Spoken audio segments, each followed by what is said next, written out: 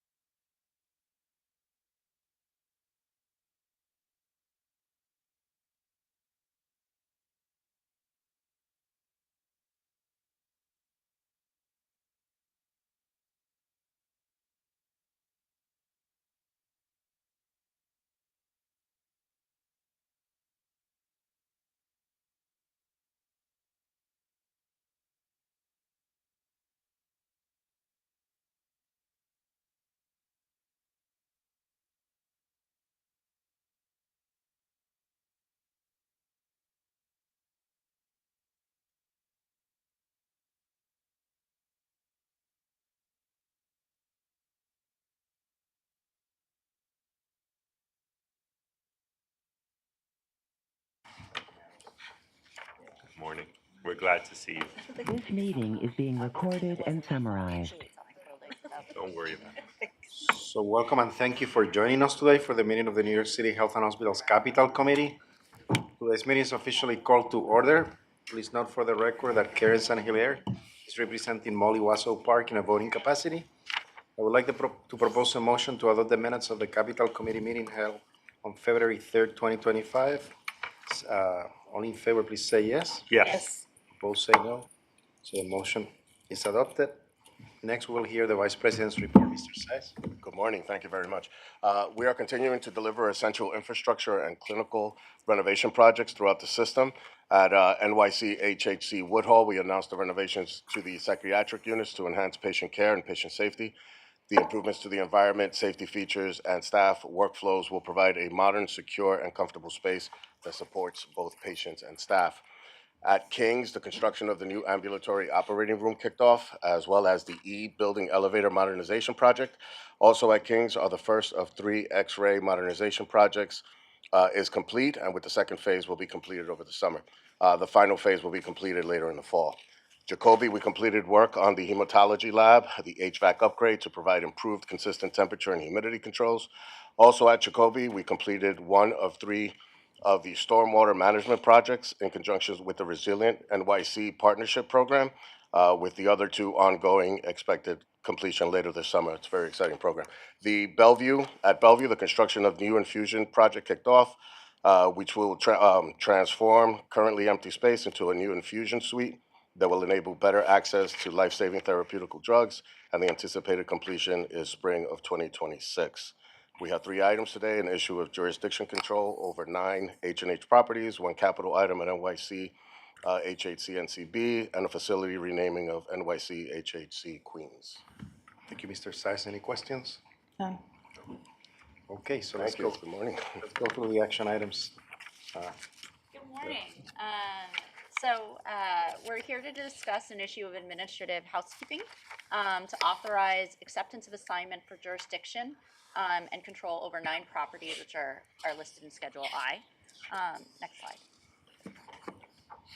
So on June 18th, 1970, the City of New York signed an operating agreement with H&H, which among other things functions like a lease between the city and Health and Hospitals. The properties listed in the agreement are owned by the City of New York, but managed by Health and Hospitals.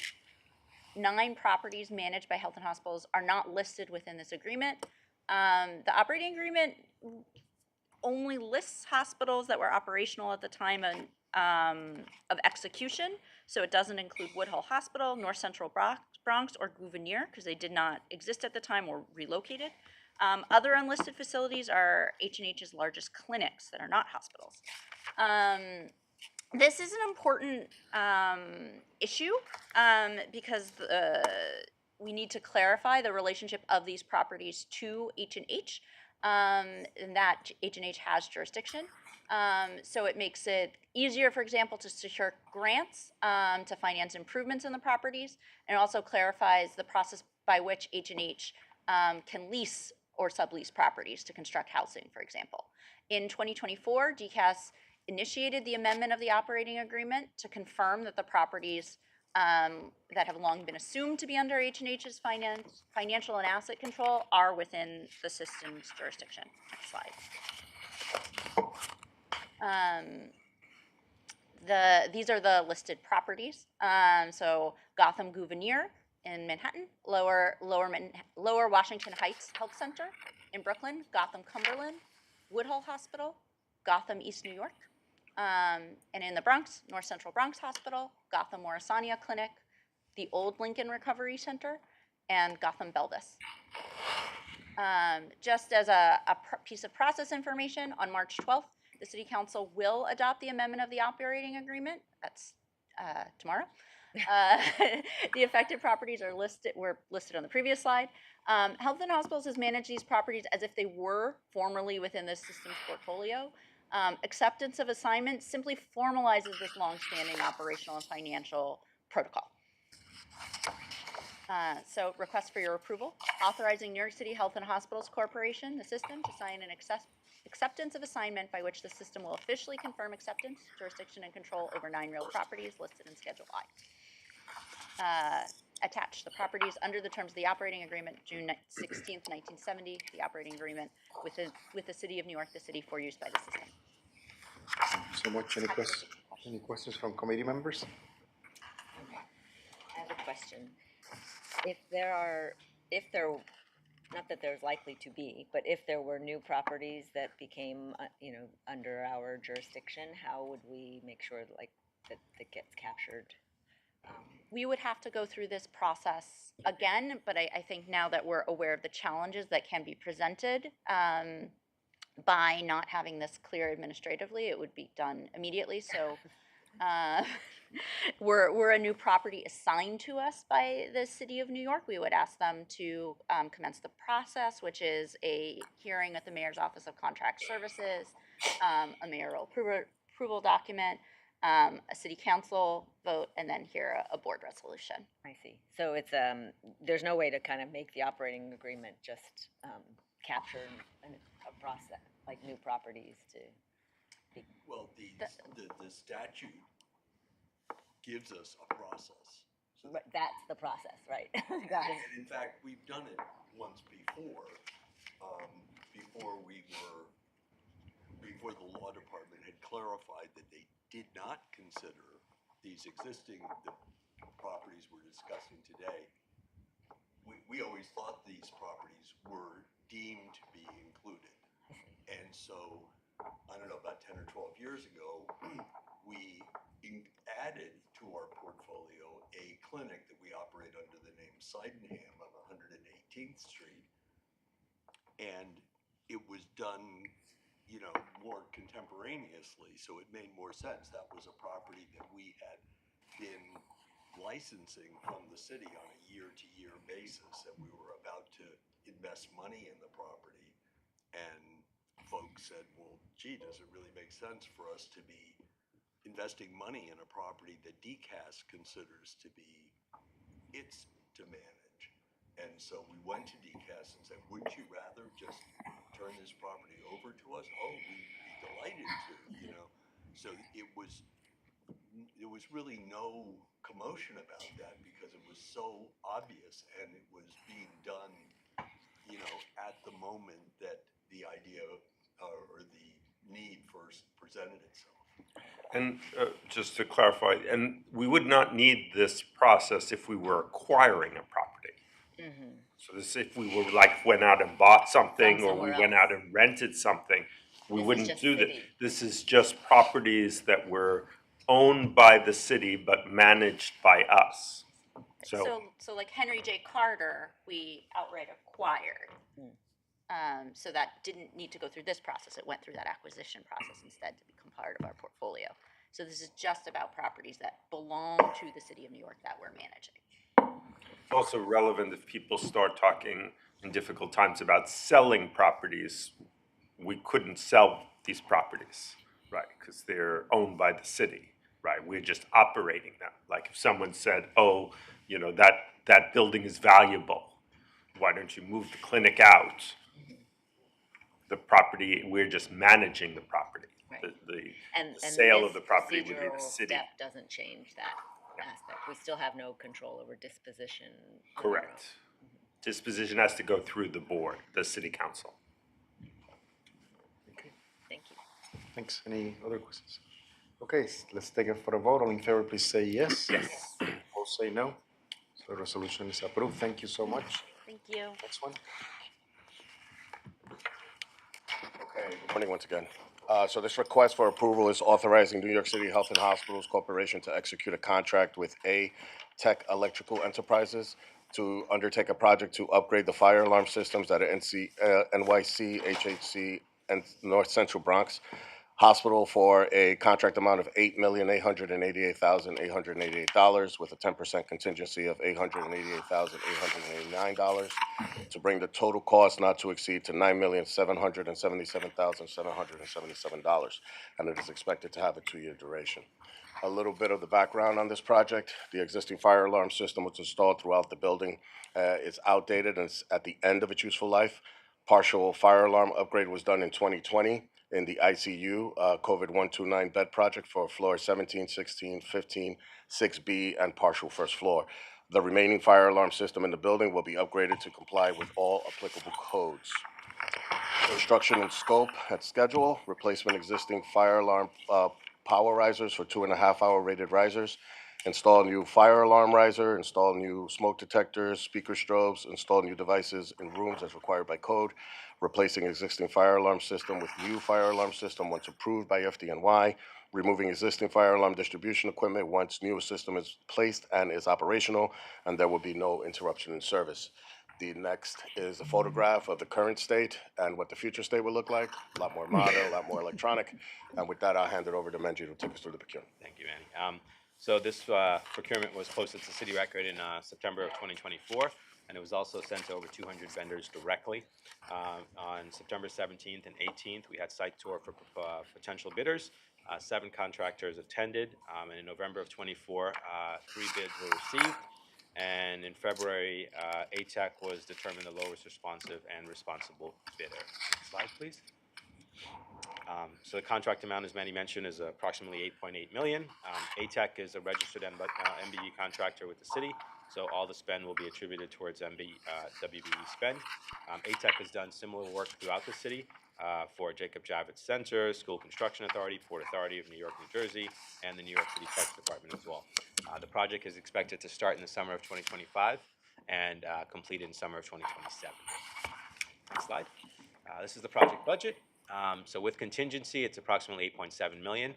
The CP is with OMB being processed, so that we expect to get approved shortly. Next slide. And this is the request. Thank you, and happy to take any questions. Any questions? Just, it's a very lucky number. I know. I was looking at that, right? Like 88888. 8. I mean, yeah. So, all in favor, please say yes. Yes. Opposed, say no. Resolution approved. Thank you. Thank you very much.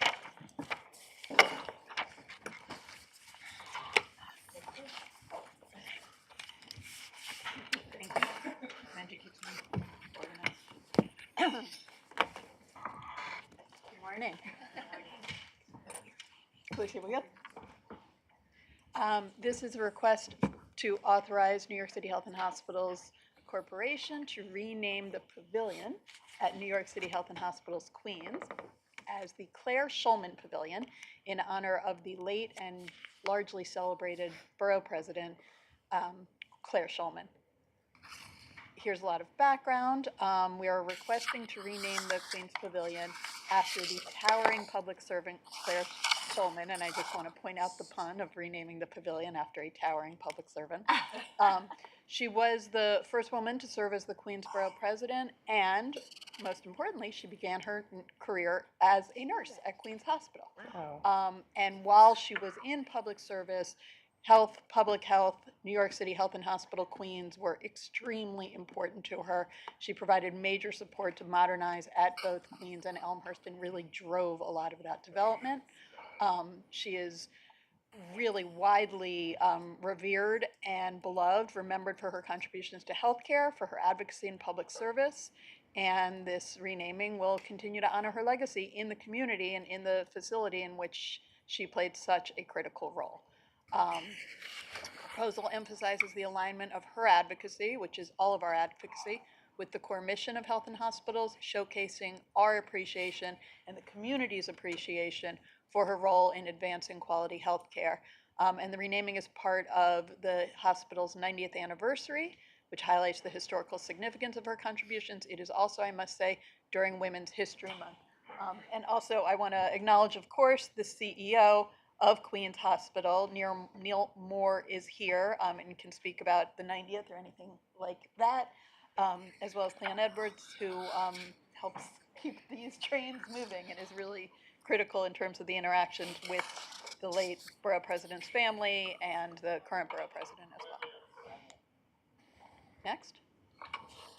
So for the approval process, we at Health and Hospitals do have a specific operating procedure for renaming a hospital or any part of a facility. So this action is subject to that OP.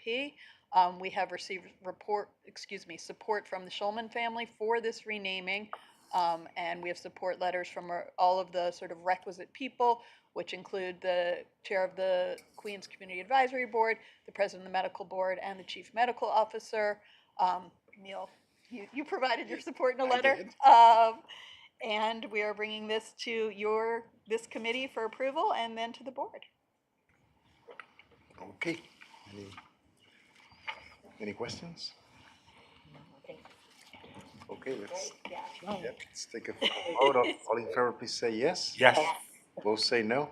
Resolution approved. Thank you so much. Thank you. Thank you. Okay, is there any old or new business from the members to come before the committee? Be no further discussion, the meeting is adjourned. Thank you. Thank you. This meeting is no longer being recorded. You're welcome.